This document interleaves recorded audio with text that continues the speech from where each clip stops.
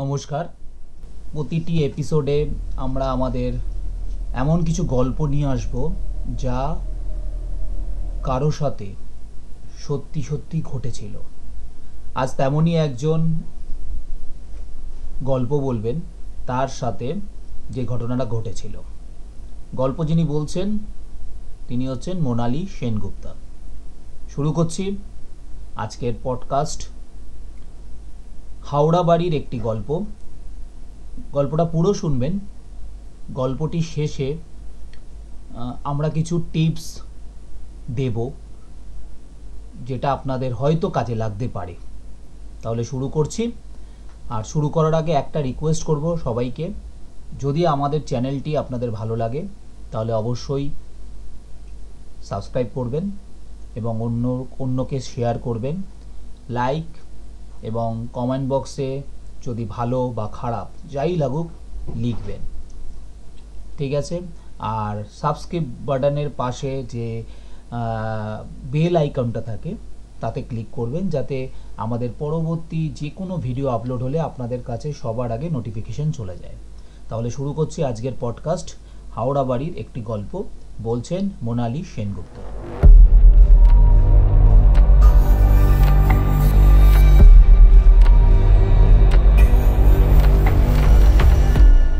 নমস্কার। এই গল্পটি হচ্ছে হাওড়া বেলিয়াস রোডের কাছে এমসি ঘোষলের নামক একটি রাস্তা আছে বা পাড়া আছে, সেই পাড়াতে একটি বাড়ি নিয়ে। বাড়ির অ্যাড্রেস আমি বলবো না কিছু কারণবশত, এবং এই এক্সপিরিয়েন্সটা আমার একটা পার্সোনাল এক্সপিরিয়েন্স। আমি তখন খুবই ছোট। হাওড়ার বাড়িতে ওই বাড়িটিতে আমি, আমার মা এবং বাবা আর ঠাকুমা থাকতেন। ঠাকুমা মাঝে মাঝে বাইরেও যেতেন, নিজের ভাইয়ের কাছে বা নিজের বাপের বাড়ি মাঝে সাঝে ঘুরতে যেতেন। তো ওরকমই একটা দিন ঠাকুমা বাড়িতে ছিলেন না। তো যা হয়ে থাকে হাজব্যান্ড ওয়াইফ, আমার মা বাবার মাঝখানে কিছু একটা নিয়ে ঝামেলা হয়। সেদিনকারই কিছু একটা নিয়ে ঝামেলা হয়। তো ঝামেলা হওয়াতে বাবা একটু মাথা গরম, আমার বাবা একটু মাথা গরমের রোগ ছিলেন। উনি রেগে মেগে আমাদের তার আগে বলি, আমাদের আগেকার দিনের বাড়ি ওটা। তো আমাদের 3টে ঘর ছিল। মানে কিরকম ছিল, প্রথমে প্রবেশ করে একটা ড্রয়িং রুম, তারপরে একটা রুমের মতন ছিল, সেই রুম থেকে গিয়ে বাথরুম, তারপরে ডাইনিং স্পেস ছিল, তারপরে আর একটা ভেতরের রুম ছিল যেখানে আমার মা বাবার বেডরুম। আর সামনের ঘরটায় ঠাকুমা শুতেন রাত্রির বেলা। তো ঠাকুমা না থাকাতে, মায়ের সাথে ঝামেলা হওয়াতে বাবা গিয়ে ওই সামনের ঘরটা বা আগেকার দিনে যেটা বলা হতো বাইরের ঘর বা বৈঠকখানায় গিয়ে শোন। আর মা আমাকে নিয়ে মায়ের যে বেডরুম সেখানে শোয়।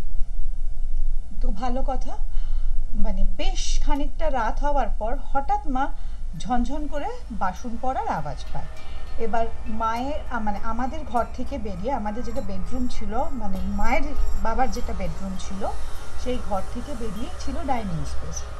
তো অবভিয়াসলি মা ডাইনিং স্পেসে যায়, গিয়ে আলো জ্বালিয়ে দেখে টেবিলের ওপর যা বাসন ছিল সব মাটিতে উল্টো করে রাখা। মানে ধরুন, যদি কোনো বেড়াল বা কোনো ইঁদুর ঘরে ঢুকে থাকে এবং টেবিলের ওপর যাওয়ার কারণে যদি বাসনগুলো পড়ে থাকে তাহলে সেটা ছড়িয়ে ছিটিয়ে পড়বে চারদিকে। কিন্তু মা গিয়ে দেখেন বাসনগুলো ঠিক কেউ হাতে করে নিয়ে যদি উল্টে রেখে দেয়, সেইভাবে উল্টে রাখা, মানে ওটা এক জায়গায় পড়ে আছে। মানে এক জায়গায় এরকম গুছিয়ে আচ্ছা, উল্টে। তো যাই হোক, মাথা তখন অতটা স্ট্রাইক করেনি। মা বাসনগুলো তুলে মা কি ভেবেছে যে বাবা হয়তো করেছে। সেই জন্যে মা গিয়ে মানে ডাইনিং স্পেস থেকে মাঝখানে যে একটা ঘর মতন ছিল সেটাই গেছে, সেটা পেরিয়ে বাইরের ঘরে গেছে, গিয়ে দেখেছে যে বাবা ঘুমোচ্ছে। মা যথারীতি ব্যাক করে এসে শুয়েছে। মানে বাবা তখনও আওয়াজ পায়নি? না, বাবা আওয়াজ পায়নি তখন। মা আবার এসে আমার পাশে শুয়েছে। বেশ 10-15 মিনিট গেছে, যাওয়ার পর আবার ওরকম ঝনঝন ঝনঝন করে বাসন পড়ার আওয়াজ। আবার মা উঠেছেন, উঠে ডাইনিং স্পেসের আলো জ্বালিয়েছেন, জ্বালিয়ে দেখেন আবার বাসনগুলো ঠিক ওইভাবে উল্টে উল্টে মানে রাখা, প্রথমবার যেভাবে উল্টানো ছিল সেভাবেই উল্টে উল্টে আচ্ছা। রাখা। মা আবার তুলেছে, তুলে আবার সামনের ঘরে গেছে, দেখেছে বাবা ঘুমোচ্ছে। মায়ের মনে হয়েছে যে বাবা হয়তো মাকে, যেহেতু ঝামেলা হয়েছে, ইচ্ছে করে ভয় দেখাচ্ছে। এইবার মা কি করেছে, আগেকার দিনে সেই বড় এভারেডি টর্চগুলো হতো না, এরকম লম্বা, হ্যাঁ লম্বা হাতল থাকতো। এবার মা, আমাদের বেডরুমেই ওটা রাখা থাকতো, মা কি করেছে, মা ওই টর্চটা নিজের পাশে নিয়ে শুয়েছে। আমি তো ছোট, যথারীতি ঘুমোচ্ছি, কোনো হুঁশ নেই। আবার বেশ 10-15 মিনিট বাদে মায়ের আবার ওরকম ভাবে বাসন পড়ার আওয়াজ পায়। এইবার মা কি করেছে, না উঠে সঙ্গে সঙ্গে টর্চ লাইটটা জ্বালিয়েছে। টর্চ লাইটটা জ্বালিয়ে দেখছে কিচ্ছু দেখতে পাচ্ছে না। মা ওই আলো না জ্বালিয়ে টর্চ জ্বালিয়েই উঠেছে, মানে একা একা। আমার মা ভীষণ সাহসী, একা একা উঠেছে, টর্চ জ্বালিয়ে নিয়ে ওগুলো তুলে রেখেছে। আবার বাসনগুলো তুলে রেখেছে, নিয়ে কি করেছে, টর্চটা নিভিয়েছে। এন্ড অবভিয়াসলি আমরা যখন একটা পরিবেশে দীর্ঘদিন থাকি, আমাদের এ ঘর থেকে ও ঘরে যাওয়ার জন্য আলোর দরকার পড়ে না, কারণ আমরা কোথায় দরজা, কোথাও অন্ধকারে পুরোটাই জানে, আমরা চলে যাই। এবার মা কি ভেবেছে, যেহেতু বাবা মাকে ভয় দেখাচ্ছে, মা তো ভাবছে বাবা করছে এই জিনিসটা, বদমাইশি করে করছে। মা আলোটা, মানে টর্চটাকে নিভিয়েই বাবার, মানে বাইরের ঘরে গেছে, বাবা যেখানে শুয়েছিল, শুয়েই টর্চটা জ্বালিয়ে বাবার চোখে ফেলেছে, মানে টর্চটা ডাইরেক্ট বাবার চোখে জ্বালিয়েছে। এবার যে যতই ঘুমের ভান করে শুয়ে থাকুক, অবভিয়াসলি অত হেভি একটা লাইট যদি চোখে পড়ে, চোখের পাতা তো একটা পিটপিট করবেই, বা চোখটা কুঁচকে যাবে। মা দেখে বাবা অবিকল অঘরে ঘুমোচ্ছে।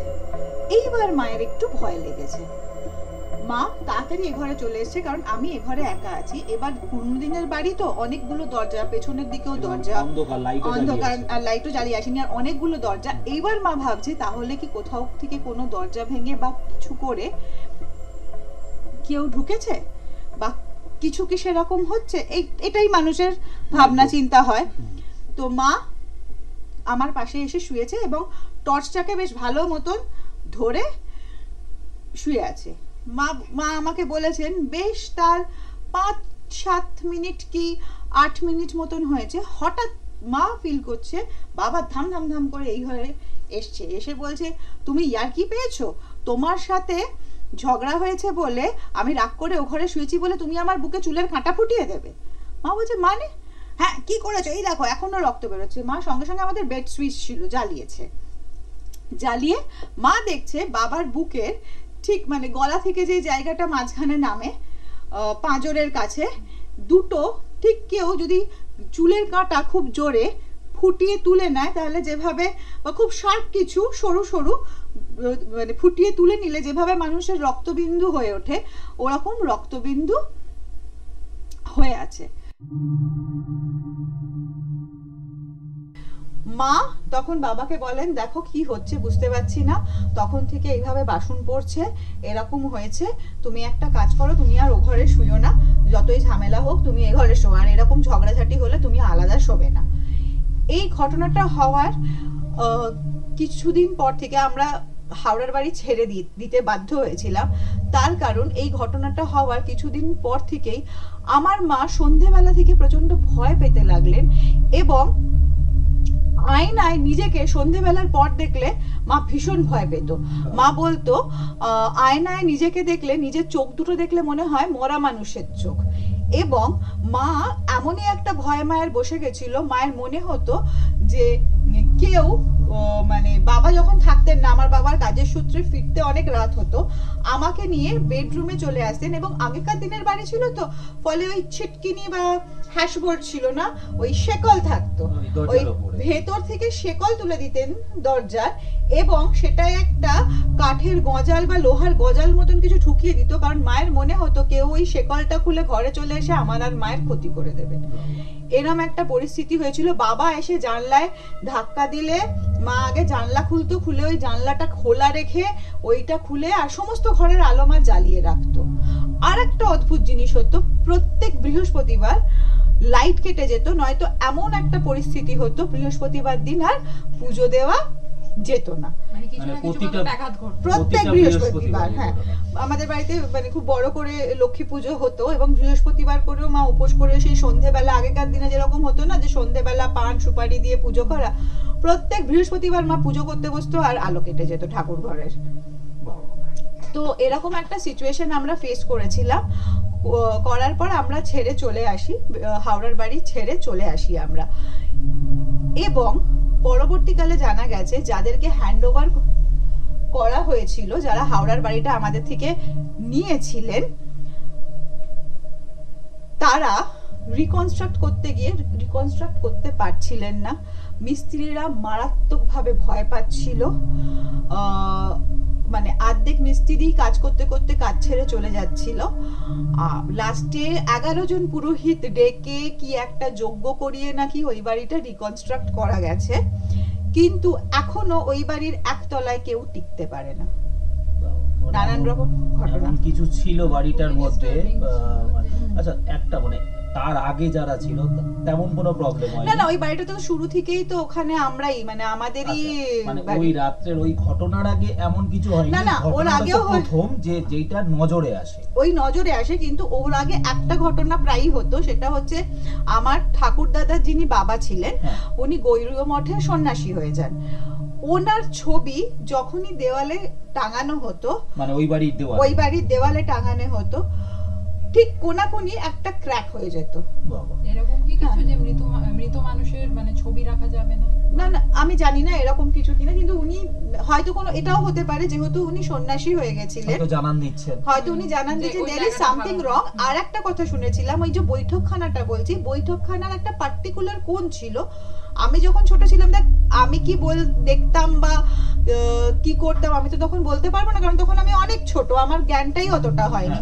কিন্তু একটা পার্টিকুলার কোণা দেখলে আমি নাকি প্রচন্ড কান্নাকাটি করতাম, এবং আমার যে মানে দেখাশুনো করতো যে মেয়েটা ছিল, সে একবার খুব ভয় পেয়েছিল। রাত্রির বেলা মা মশারি টাঙাতে বলেছিলেন, ও মশারি টাঙাতে গিয়ে হাউমাউ করে চেঁচিয়ে চলে এসেছিল, আর মানে ভীষণ জোর ভয় পেয়ে কাঁদতে কাঁদতে বলেছিল ওকে নাকি কে ধাক্কা দিয়েছে।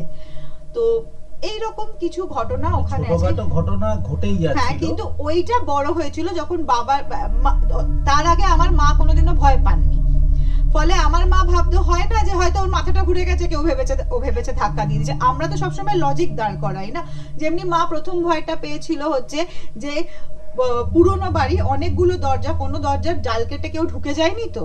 তো এটাই মাথায় হ্যাঁ, আসবে আগে। তো সেটাই এক্স্যাক্টলি কি ছিল জানি না, কিন্তু ওই বাড়ি এখনো কেউ ঠিক করে ভোগ করতে পারে না। বাবা, এ তো তাহলে নিশ্চয়ই জায়গাটায় সেরকম কিছুই আছে যে কেউ অ্যাকচুয়ালি থাকতে পারে না। হুম, খুব আহ, নেগেটিভ আছে। হ্যাঁ, ওখানে কোনো নেগেটিভিটি ছিল। এবার সেটা ভূত না কোনো মানে নেগেটিভ এনার্জি, এটা ম্যানমেডও তো হতে পারে। হ্যাঁ হতেই পারে, কিন্তু এই ক্ষেত্রে আমি বলবো, এখন আমি যেহেতু খানিকটা চর্চায় আছি, যদি কোনো নেগেটিভিটির মানে সন্দেহ হয় কোনো বাড়িতে, একটা কাজ করা যেতে পারে। আমি জানি না এবার নেগেটিভিটি কতটা স্ট্রং, তার উপর কেরাম কাজ করবে, কিন্তু এই জিনিসটা খানিকটা কাজ করে। প্রত্যেকদিন সন্ধেবেলা যদি কর্পূর, তেজপাতা, লবঙ্গ একসাথে জ্বালিয়ে পুরো ঘরে দেওয়া যায়, অনেক নেগেটিভ এনার্জি কেটে যায়। আর এটাও রেগুলার করতে হবে। এটা বহু কাল থেকে হ্যাঁ, যেটা আর ঠাকুমারা হ্যাঁ, মায়েরা করে আসতো। আর হচ্ছে সন্ধক লবণ দিয়ে যদি ঘর মোছা যায়, এটা খুবই ইম্পর্টেন্ট। হ্যাঁ, এই দুটো রেমেডি আমি দিতে পারি। হ্যাঁ, মানে এই দুটো রেমেডি জানি, যেটা এখন আমি যেহেতু অনেক কিছু এক্সপিরিয়েন্স করেছি, এটা আমি ফলো করি। সত্যি মানে ভাবনা চিন্তার বিষয়। প্যারানর্মাল অ্যাক্টিভিটি তো ওখানে রয়েছে, যখন এত দিন ধরে ঘটনাটা ঘটছে আর তার এফেক্টও পড়ছে। তো জানি না সেদিনকার ওই রাতে বাসনটা কে কিভাবে উল্টে রেখেছিল, মানে এটার কোনো ব্যাখ্যাও নেই, বা এটা কোনো প্রমাণও আমাদের কাছে নেই। এক্স্যাক্টলি কি হয়েছিল, কে বাসনটা এরকম ভাবে উল্টে রেখেছিল, বা ওর বাবার বুকে এরকম দুটো মানে পিনের মতন যেই ফুটোটা মানে রক্ত বেরোচ্ছিল, এইটাও কে করলো? মানে এইগুলো অজানা প্রশ্ন অনেক সময় মাথায় ঘোরে আমাদের মধ্যে। এটা মানা না মানার মধ্যে যারা ভূতে বিশ্বাস করে না তারা হয়তো তাদের মতন করে অনেক যুক্তি দাঁড় করাবে, কিন্তু আমরা যুক্তি তর্ক বাদ দিয়েও এমন একটা জায়গায় বাস করছি যেখানে এটার এখনো পর্যন্ত সঠিক উত্তর আমরা হয়তো এখনো খুঁজে পাইনি বলে এখনো সন্ধান চলছে। এখন আমরা পডকাস্ট করছি এই এরকম জিনিসপত্র নিয়ে। তো যদি আপনাদের এই গল্পটা সত্যি ভালো লাগে বা মনে হয় সত্যি প্যারানরমাল অ্যাক্টিভিটি রিলেটেড এই গল্পটা, তাহলে অবশ্যই একটা লাইক এবং কমেন্ট করে জানাবেন, এবং যাতে বাকিরাও এরকম গল্প শুনতে চায় বা ভবিষ্যতে আরো গল্প শোনার ইচ্ছে প্রকাশ করে, তাদের অবশ্যই চ্যানেলটা শেয়ার করবেন, যাতে আপনাদের কাছে আমরা সরাসরি পৌঁছতে পারি। তাহলে আজকের মতন এখানেই, নেক্সট এপিসোডের জন্য তৈরি থাকুন তবুও ভৌতিক চ্যানেলে। নমস্কার। নমস্কার।